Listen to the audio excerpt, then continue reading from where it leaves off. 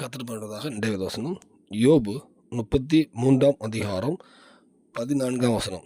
தேவன் ஒரு விசை சொல்லியிருக்க காரியத்தை 2 விசை பார்த்து திருத்துக அல்லவே. கர்த்தர் பண்ணுறதாக இந்த வசனம் பார்க்கும்போது கர்த்தர் ஒருக்கா சொல்லியிருந்தா அது மறுபடி பார்த்து திருத்துக்கார தேவன் வேதம் சொல்லுது. நம்ம ஒரு காலத்தில் நீங்கள் கர்த்தரோட ஆசீர்வதிப்பு சொல்லிக்கலாம், இல்லை ஒரு ஆரோக்கியத்தை சுகடுமே கர்த்தர் பேசிக்கலாம், உங்கள்கிட்ட கர்த்தர் பேசியிருப்பார், சொப்பனங்கள்லேயோ பேசியிருப்பார். ஆனால் காலங்கள் போகலாம், ஆனால் கண்டிப்பாக நிறைவேறும். கர்த்தர் நீங்கள் ஒரு விஷயம் சொன்னதான். ஆனால் அந்த காலதாமத காரணம் நம்மளுடைய குறைகளாக இருக்கலாம், ஏதோ ஒரு காரணமாக இருக்கலாம். ஆனால் கண்டிப்பாக உங்களை ஆஸ்வதிப்பார், கண்டிப்பாக அந்த காரியம் நடக்கும். அந்த ஆரோக்கியம் விடுதலும் நீங்கள் எது தேவன் சொன்னாரோ கண்டிப்பாக நிறைவேறும்.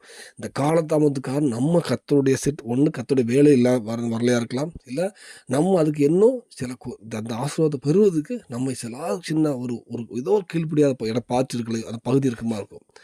அதையும் கர்த்தர் ஒரு நாள் கீழ்ப்படி வைப்பார்.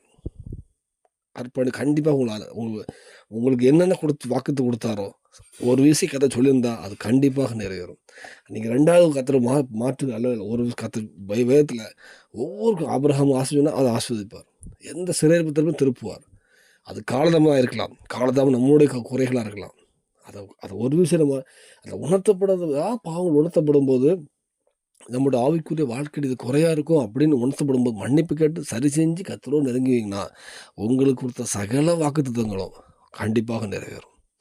அதுக்கு அர்ப்பணிப்பு அந்த பூமியின் தேவன் சாட்சியுள்ள வாழ்க்கை தருவார், பரலோகத்தின் தேவன் ஆயத்தப்படுத்துவார், அநேக ஜனங்கள் தேவராஜ்யத்துக்கு வருவதற்கு உங்களுக்கு அவர் பயன்படுத்துவார்.